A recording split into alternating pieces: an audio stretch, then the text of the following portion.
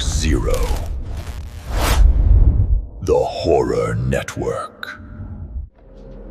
Roses are red, violets are blue. One is dead, and so are you? Hello, and a massive welcome back to The Deep Dive. We are coming at you with some serious energy today because we have a very special holiday edition of the show for you. We do. But before we dive into all the madness, I have to give a huge thank you to the viewers of the Dark Zero Horror Network. Absolutely. The support from that community has just been unreal lately. You guys are the entire reason we get to do this. And if you haven't already, please, right now, just take a second to hit that like button and subscribe to the channel. It really does help support the network. It keeps these deep dives coming. Now, I want to wish you and everyone out there listening a very happy Valentine's Day. Happy Valentine's Day. Although, looking at the research we've got on the table today, I think we're skipping the chocolates and roses. Oh, yeah? And we're going straight for, well, mining picks and gas masks. Exactly. In honor of the holiday, we are taking a trip back to 1981 to explore a cult classic that honestly might be the ultimate anti-Valentine's movie. We are talking about the Canadian slasher gem, My Bloody Valentine.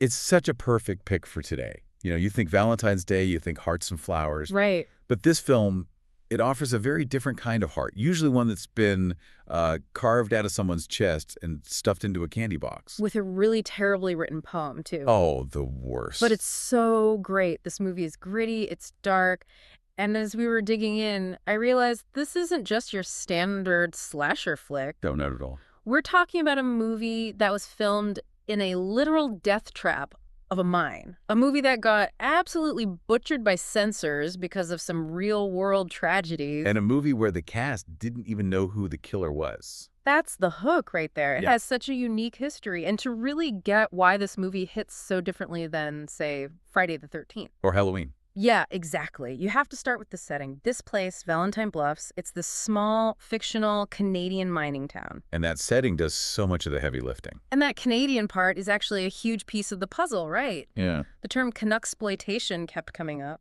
It's a great word. It basically refers to this whole era in the late 70s, early 80s, where Canada created these massive tax shelters for filmmaking. So the government was basically encouraging it. They were. They said, hey, if you make your movies here, we'll give you these incredible write-offs. And you just had this explosion of horror movies trying to capitalize on the slasher craze that Halloween started. A financial scheme that accidentally created a golden age of horror. I love it. Pretty much. But what makes My Bloody Valentine stand out from that pack is the blue-collar vibe. Right. I mean, think about the victims in those other big movies. And Halloween, it's all suburban high schoolers, you know, babysitters. Exactly. And Friday the 13th, it's camp counselors. They're kids. College age, maybe, but kids. Yeah. In My Bloody Valentine, these are working-class adults. They're in their 20s, they have jobs, they're worried about money, and they drink at a bar after a long shift because they're tired, not just because they're trying to party. It feels so much more grounded. They're not worried about prom. They're worried about getting laid off from the mine. Totally. And it was shot on location in Sydney Mines, Nova Scotia, in a real mine, the Princess Colliery mine.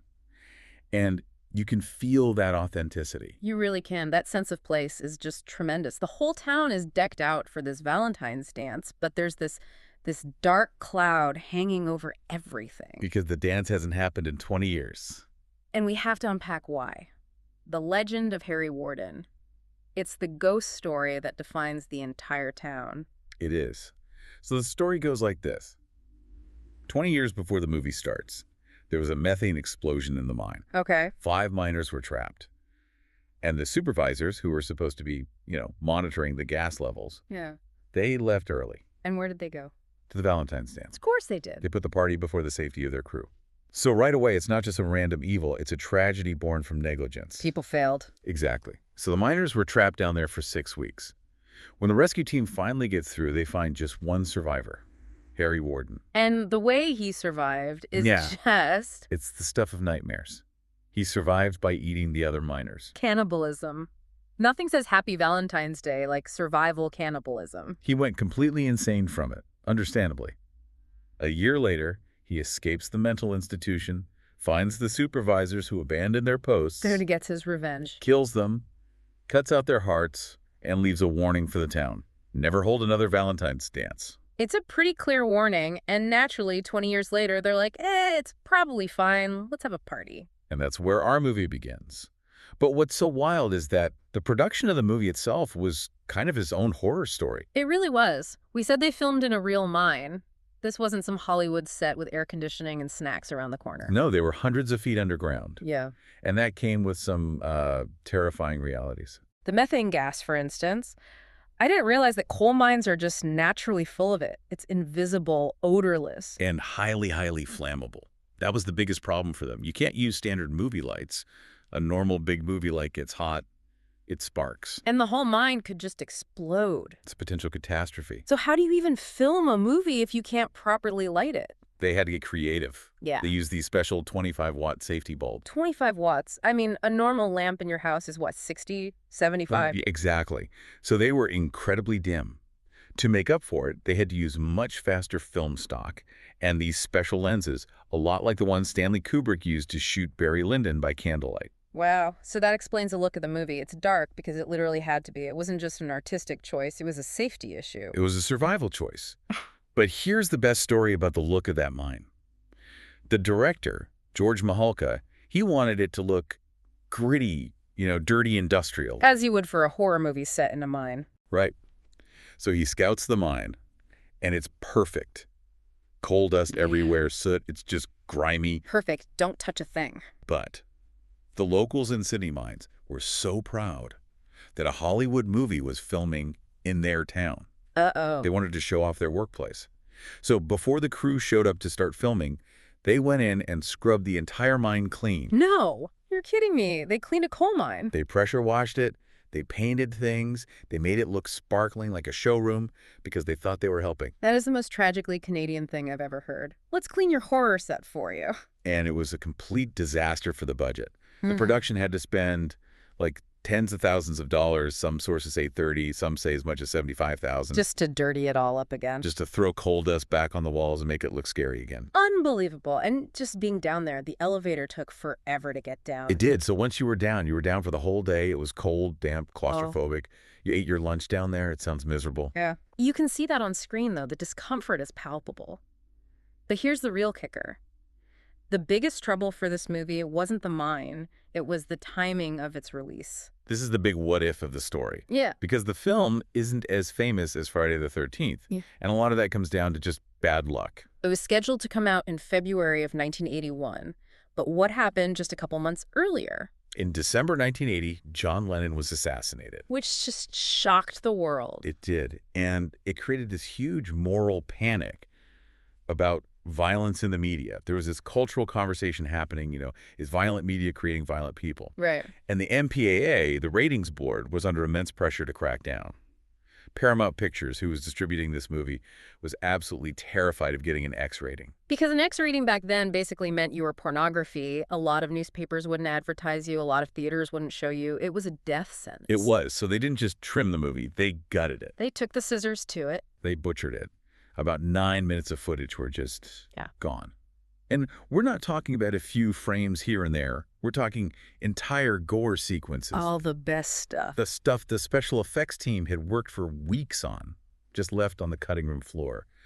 The crew started jokingly calling the movie My Anemic Valentine. That's heartbreaking for horror fans. And for years, that footage was just thought to be lost forever. For decades. Yeah. It wasn't until 2009, when Lionsgate was putting out the remake, that they went back into the vault and actually found the original cut footage. Thank God for that remake, then. And now you can see it restored and you realize, wow, this movie had some of the best practical effects of the entire 80s. Well, we have to talk about those effects, because the uncut version is a whole different beast. The special effects artist was Tom Berman, and he got so creative. He did. The killer doesn't just use a knife. That's too simple.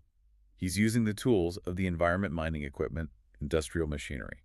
Okay, let's run through the greatest hits. For you, what's the most iconic kill? Oh, you have to start with Mabel at the laundromat. Poor Mabel. That scene is legendary. She gets stuffed into one of those huge industrial dryers, and in the original cut, you kind of just see her in there.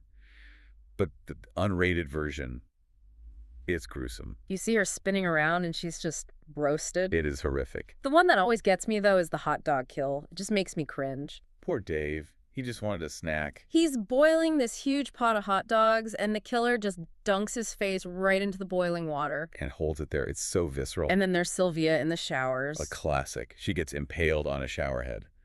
But the unrated version, it shows the water actually spraying out of her mouth. It's so over the top, but it's brilliant. And we can't forget Happy, the bartender, a pickaxe right through the chin and out the eye. That effect was supposedly so realistic that the director, George Mihalka, felt physically sick when he saw it on set. That's when you know you've done a good job. When the director wants to throw up.